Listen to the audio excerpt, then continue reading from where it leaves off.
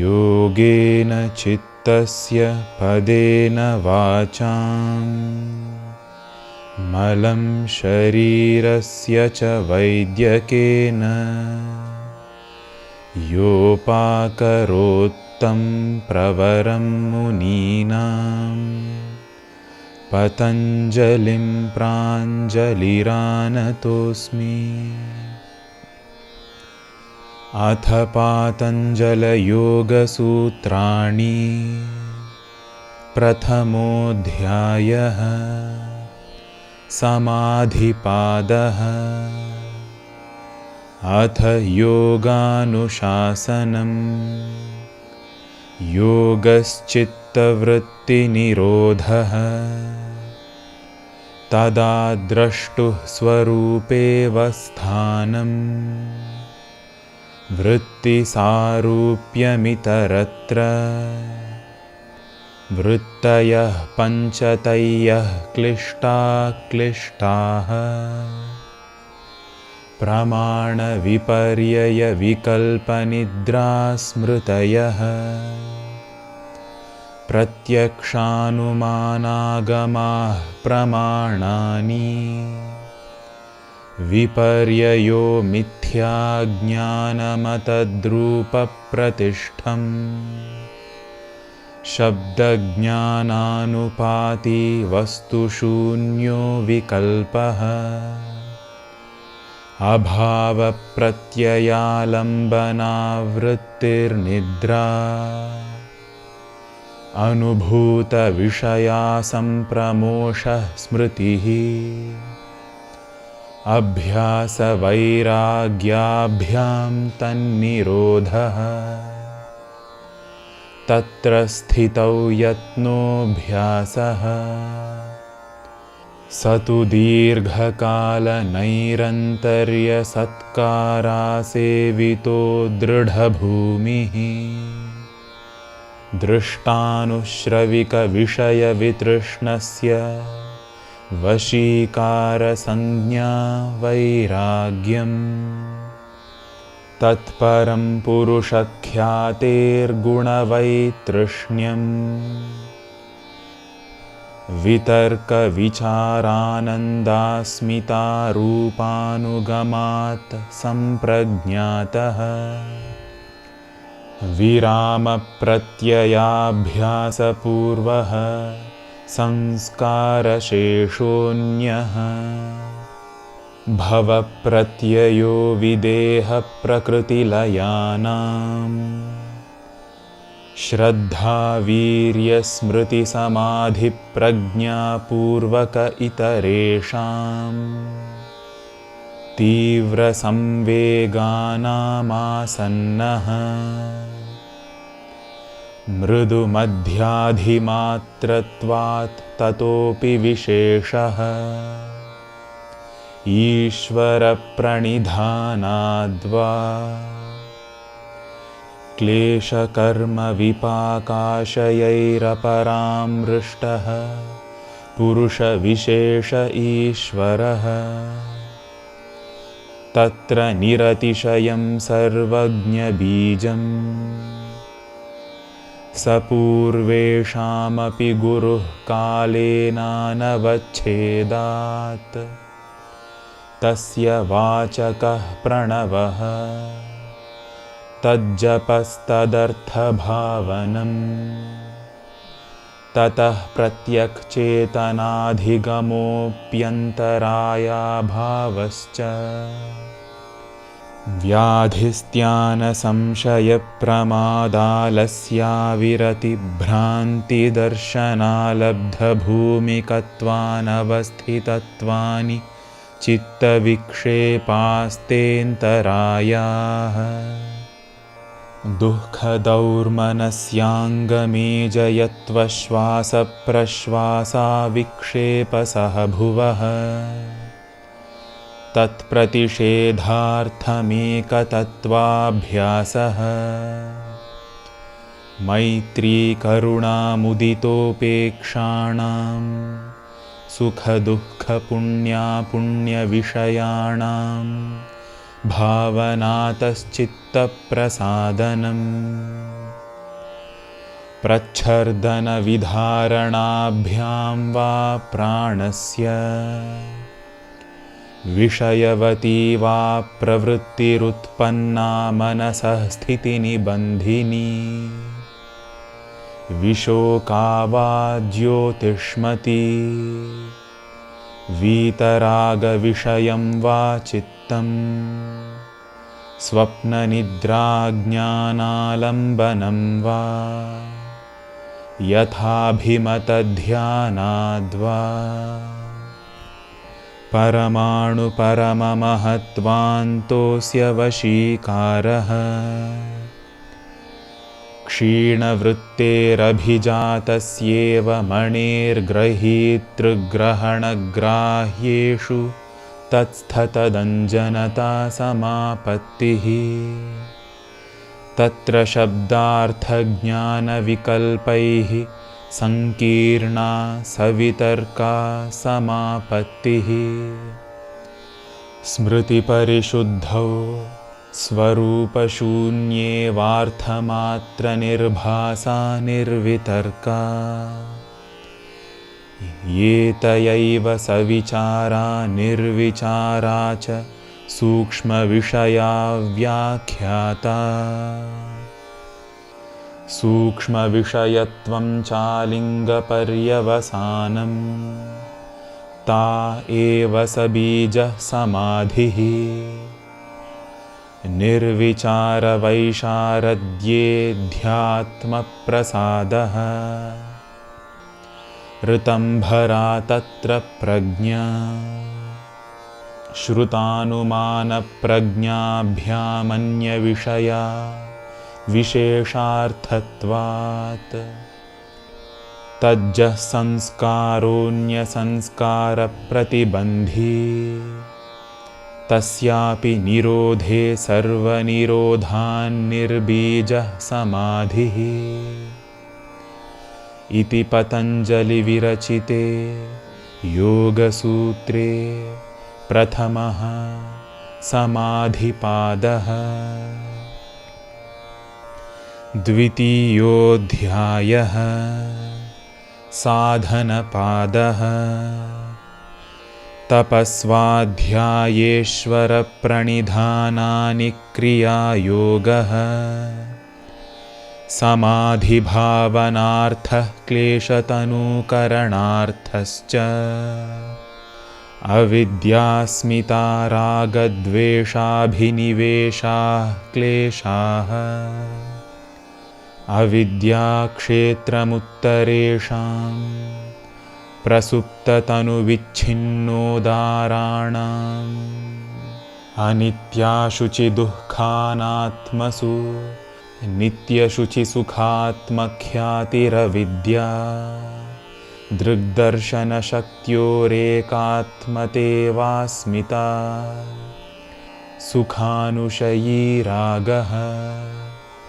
दुःखानुशयी द्वेषः स्वरसवाही विदुषोऽपि तथारूढोऽभिनिवेशः ते प्रतिप्रसवहेयाः सूक्ष्माः ध्यानहेयास्तद्वृत्तयः क्लेशमूलः कर्माशयो दृष्टादृष्टजन्मवेदनीयः सतिमूले तद्विपाको जात्यायुर्भोगाः ते ह्लादपरितापफलाः पुण्यापुण्यहेतुत्वात् परिणामतापसंस्कारदुःखैर्गुणवृत्तिविरोधाच्च दुःखमेव सर्वं विवेकिनः हेयं दुःखमनागतं द्रष्टृदृश्ययोः संयोगो हेयहेतुः प्रकाशक्रियास्थितिशीलं भूतेन्द्रियात्मकं भोगापवर्गार्थं दृश्यम् विशेषाविशेषलिङ्गमात्रालिङ्गानि गुणपर्वाणि द्रष्टादृशिमात्रः शुद्धोऽपि प्रत्ययानुपश्यः तदर्थ एव दृश्यस्यात्मा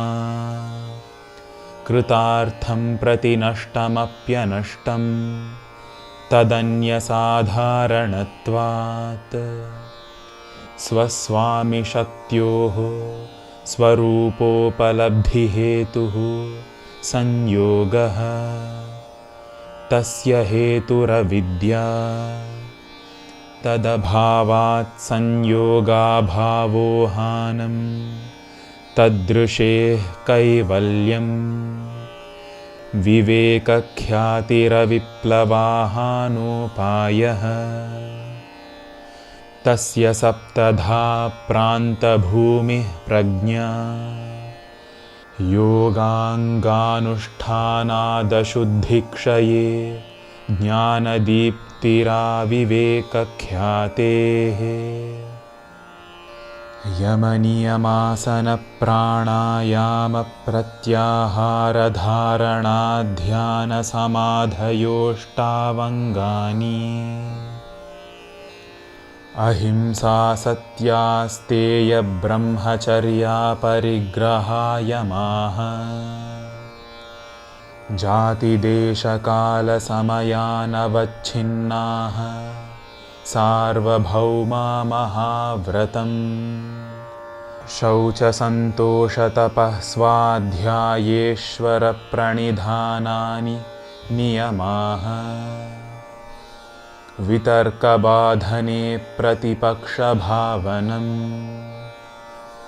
वितर्काहिंसादयः कृतकारितानुमोदिता लोभक्रोधमोहपूर्वका मृदुमध्याधिमात्रा दुःखाज्ञानानन्तफला इति प्रतिपक्षभावनम् अहिंसा प्रतिष्ठायां तत्सन्निधौ वैरत्यागः सत्यप्रतिष्ठायां क्रियाफलाश्रयत्वम् अस्तेयप्रतिष्ठायां सर्वरत्नोपस्थानम् ब्रह्मचर्यप्रतिष्ठायां वीर्यलाभः अपरिग्रहस्थैर्ये जन्मकथन्तासम्बोधः शौचात् स्वाङ्गजुगुप्सापरैरसंसर्गः सत्त्वशुद्धिसौमनस्यैकाग्र्येन्द्रियजयात्मदर्शनयोग्यत्वानि च सन्तोषादनुत्तमसुखलाभः कायेन्द्रियसिद्धिरशुद्धिक्षयात् तपसः स्वाध्यायाद् इष्टदेवतासंप्रयोगः समाधिसिद्धिरीश्वरप्रणिधानात् स्थिरसुखमासनम् प्रयत्नशैथिल्यानन्तसमापत्तिभ्यां ततो द्वन्द्वानभिघातः तस्मिन् सति श्वासप्रश्वासयोर्गतिविच्छेदः प्राणायामः बाह्याभ्यन्तरस्तम्भवृत्तिर्देशकालसङ्ख्याभिः परिदृष्टो दीर्घसूक्ष्मः बाह्याभ्यन्तरविषयाक्षेपी चतुर्थः ततः क्षीयते प्रकाशावरणम्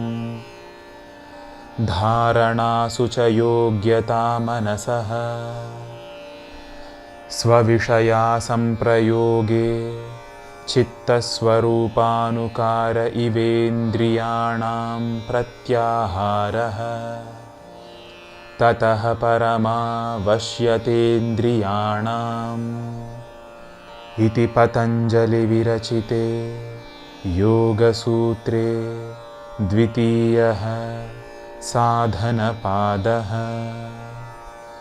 तृतीयोऽध्यायः विभूतिपादः देशबन्धश्चित्तस्य धारणा तत्र प्रत्ययैकतानता ध्यानम् तदेवार्थमात्रनिर्भासं स्वरूपशून्यमिव समाधिः त्रयमेकत्र संयमः तज्जयात् प्रज्ञालोकः तस्य भूमिषु विनियोगः त्रयमन्तरङ्गं पूर्वेभ्यः तदपि बहिरङ्गं निर्बीजस्य व्युत्थाननिरोधसंस्कारयोरभिभवप्रादुर्भावौ निरोधक्षणचित्तान्वयो निरोधपरिणामः तस्य प्रशान्तवाहितासंस्कारात् सर्वार्थतैकाग्रतयोः क्षयोदयौ चित्तस्य समाधिपरिणामः ततः पुनः शान्तोदितौ तुल्यप्रत्ययौ चित्तस्यैकाग्रतापरिणामः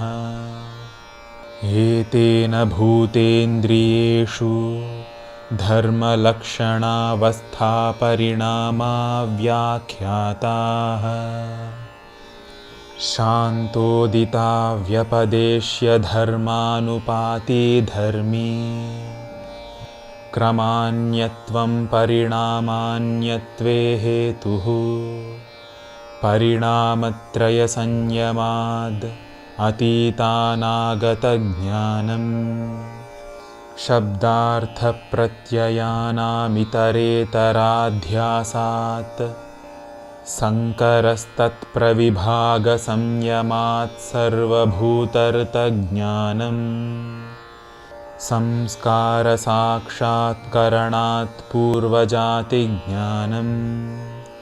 प्रत्ययस्य परचित्तज्ञानम् न च तत्सालम्बनं तस्या विषयीभूतत्वात् कायरूपसंयमात् तद्ग्राह्यशक्तिस्तम्भे चक्षुः प्रकाशासंप्रयोगेऽन्तर्धानम् सोपक्रमं निरुपक्रमं च कर्म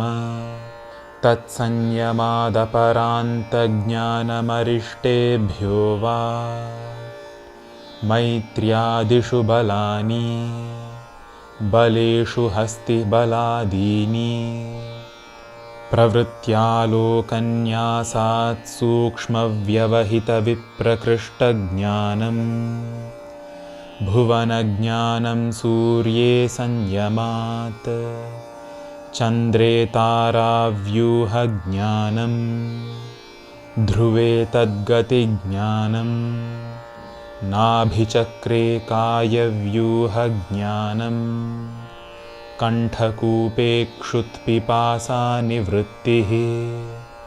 कूर्मनाड्यां स्थैर्यं मूर्धज्योतिषि सिद्धदर्शनं प्रातिभाद्वा सर्वं हृदये चित्तसंवित् सत्त्वपुरुषयोरत्यन्तासङ्कीर्णयोः प्रत्ययाविशेषो भोगः परार्थत्वात् स्वार्थसंयमात् पुरुषज्ञानम् ततः प्रातिभश्रावणवेदनादर्शास्वादवार्ता जायन्ते ते समाधावुपसर्गाव्युत्थाने सिद्धयः बन्धकारणशैथिल्यात् प्रचारसंवेदनाच्च चित्तस्य परशरीरावेशः उदानजयाज्जलपङ्ककण्टकादिष्वसङ्ग उत्क्रान्तिश्च समानजयाज्ज्वलनम् श्रोत्राकाशयोः सम्बन्धसंयमाद्दिव्यं श्रोत्रम् कायाकाशयोः सम्बन्धसंयमाल्लघुतूलसमापत्तेश्चाकाशगमनम् बहिरकल्पिता वृत्तिर्महाविदेहा ततः प्रकाशावरणक्षयः स्थूलस्वरूपसूक्ष्मान्वयार्थवत्वसंयमाद्भूतजयः ततोऽणिमादिप्रादुर्भावः कायसम्पत्तधर्मानभिघातश्च रूपलावण्यबलवज्रसंहननत्वानि कायसम्पत् ग्रहणस्वरूपास्मितान्वयार्थवत्वसंयमादिन्द्रियजयः ततो मनोजवित्वं विकरणभावः प्रधानजयश्च सत्त्वपुरुषान्यताख्यातिमात्रस्य सर्वभावाधिष्ठातृत्वं सर्वज्ञातृत्वं च तद्वैराग्यादपि दोषबीजक्षये कैवल्यं स्थान्युपनिमन्त्रणे सङ्गस्मयाकरणं पुनरनिष्टप्रसङ्गात् क्षणतत्क्रमयोः संयमाद्विवेकजं ज्ञानम् जातिलक्षणदेशैरन्यतानवच्छेदात् तुल्ययोस्ततः प्रतिपत्तिः तारकं सर्वविषयं सर्वथा विषयम् अक्रमं चेति विवेकजं ज्ञानम् सत्त्वपुरुषयोः शुद्धिसाम्ये कैवल्यमिति इति पतञ्जलिविरचिते योगसूत्रे तृतीयः विभूतिपादः चतुर्थोऽध्यायः कैवल्यपादः जन्मौषधिमन्त्रतपः समाधिजाः सिद्धयः जात्यन्तरपरिणामः प्रकृत्या पुरात् निमित्तमप्रयोजकं प्रकृतीनां वर्णभेदस्तु ततः क्षेत्रिकवत् निर्माणचित्तान्यस्मितामात्रात् प्रवृत्तिभेदे प्रयोजकं चित्तमेकमनेकेषाम् तत्र ध्यानजमनाशयम् कर्मा शुक्ला कृष्णं योगिनस्त्रिविधमितरेषाम् ततस्तद्विपाकानुगुणानामेवाभिव्यक्तिर्वासनानां जातिदेशकालव्यवहितानामप्यानन्तर्यं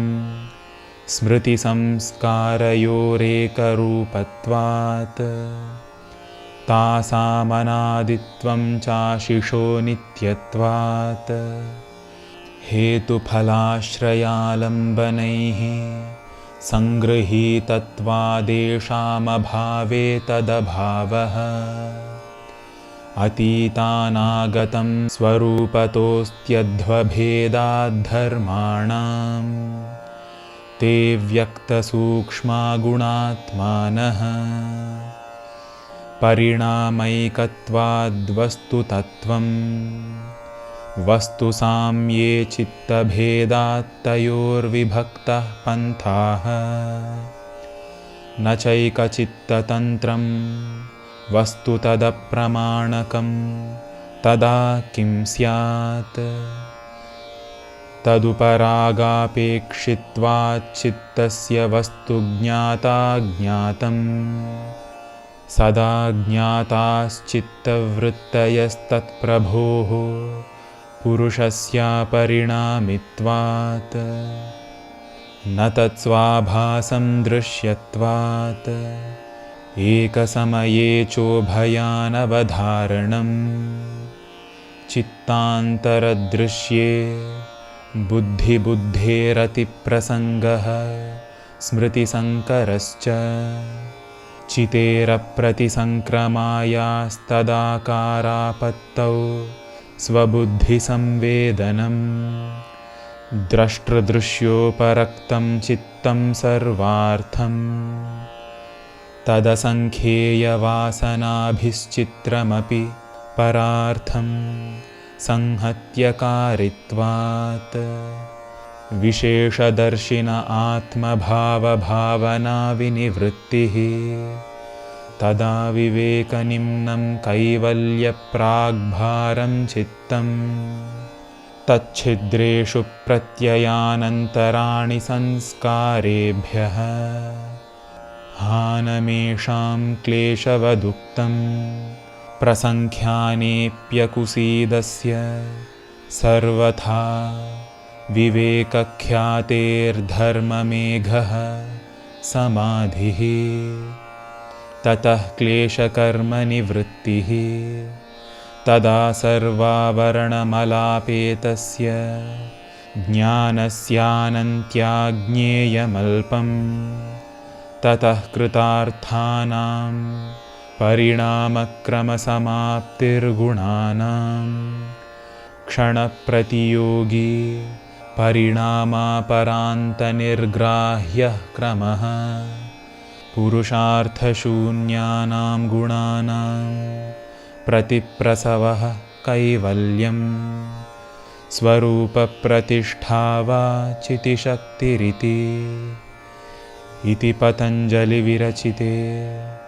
योगसूत्रे चतुर्थः कैवल्यपादः इति श्रीपातञ्जलयोगसूत्राणि ॐ तत्सत्।